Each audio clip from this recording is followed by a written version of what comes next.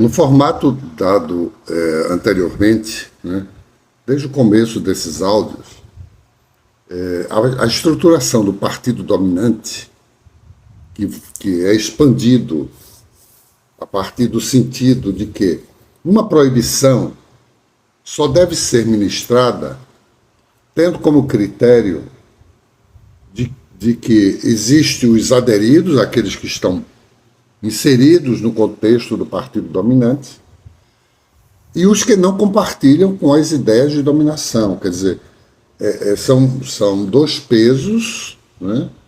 que são colocados a partir de duas medidas, né? Então, essa perspectiva ela é exatamente o que foi e sempre será combatida, né, quando se fala acerca do que é o cultivar, o culto, o cultivo, né? Desde quando se prepara, por exemplo, um solo, né, que depois vem plantio, depois chega o momento da colheita. Essa metáfora agrícola, ela é uma metáfora muito bem posta, né, tendo como referência o que fica bem estabelecido quando olhamos para o sentido bíblico de colocar a mão no arado, né? Nessa situação é a indicação de um compromisso, né? Um compromisso absoluto, né, que persevera em seguir a Deus, sem olhar para trás. Quer dizer, esse olhar para trás e a partir daí aderir a um partido dominante, isso aí socialmente e isso aí também na estruturação da mente de uma pessoa, é uma recusa clara de que a única coisa que se deve seguir é a partir de ter, né,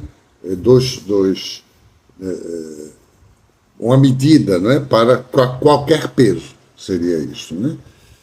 É a indicação, né, de um compromisso, né, sem olhar para trás. A palavra de Cristo está bem estabelecida quando declara: ninguém que lança a mão do arado e olha para trás é apto para o reino de Deus. É a indicação para que se desviar tanto da saudade do passado, se voltando para os interesses mundanos, como no caso os interesses mais imediatos de se aderir ao partido dominante, faz com que Deus trabalhe no coração de uma pessoa removendo o que não serve, as pedras dos pecados, para ver emergir os frutos de um solo frutífico. É a firmeza em não abandonar o que advém como graça, não perdendo o foco da salvação. Segundo o arado, e guiando o condutor que dá forma ao comando das pessoas, acontece ser retirado todo o valor que fundamenta a ideia de que um solo na pessoa e na sociedade deve se ligar ao que prendeu por meio de favores libertários, tais como o que privilegia o sentido da ignorância, e o tanto que tal fator determina ou delimita até mesmo a abertura para ver onde existe um solo sem cardos e abrolhos. A germinação desses espinhos e dessas ervas daninhas adveio da queda do homem primeiro, mostrando a maldição instalada pela terra. Daí vem o sentido do trabalho árduo, a dor e a desolação, sendo difícil cultivar, pois exige o suor do rosto para que as pessoas possam ter o seu sustento. Além disso, traz a figura dos espinhos cravados na carne, representando o sofrimento pessoal, assim como na parábola do semeador,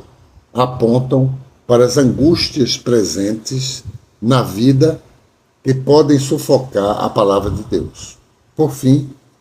foi posto sobre a cabeça de Jesus uma coroa de espinhos, indicando a reversão da maldição do Éden, assumindo a dor e a punição presente no cultivo de cardos e abrolhos. Então, é neste ambiente, né, da perspectiva cristã e na perspectiva da manutenção, né, desse partido dominante, são perspectivas completamente opostas, né, que vai com que, dessa maneira, vemos o tanto que as pessoas realizam suas relações com as finitudes, vendo emergir o antes no depois, de maneira a fazer com que a interseção entre o simbólico e o real tome a dimensão da temporalidade além do evolucionismo, tal como é defendida pelos grupos identitários que olham para a confluência dos três modos de ver o sentido do bem: o bem comum, o bem maior e o bem supremo. Essa sequência tem mais a ver com o que se fala acerca do partido dominante, no qual funciona outro modo de ignorância. Quer dizer, um modo bem diverso da ignorância no plano da fé, sem ver que o depois, crucificação de Jesus Cristo, diz respeito à redenção que será realizada na vivência sacrificial extremada e a mais injusta que as pessoas podem situar na história da civilização. O que aconteceu com Jesus foi uma entrega a mais radical e que nos dá a conformação dos cardos e abrolhos,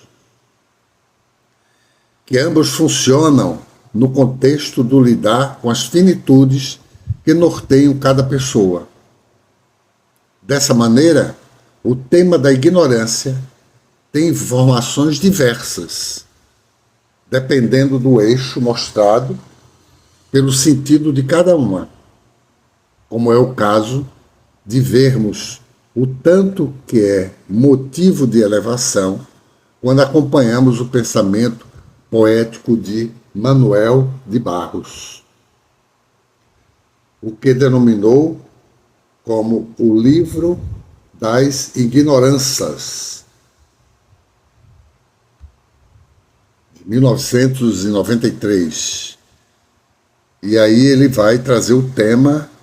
dos 10 limites da palavra. Dessa maneira, nós estamos já retornando ao início desses áudios, falando sobre a história do bode na sala, sobre o partido dominante e o tanto que no partido dominante existem os privilégios de poucos e a exclusão de tantos como estrutura mais elementar e que isso é posto na medida em que há um desvirtuamento daquilo que se coloca como pensamento identitário para dividir, para fragmentar, para tornar a sociedade e a mente completamente fragmentada pelos mecanismos relativos à prática, né, daquilo que vai fazer a cisão no eu.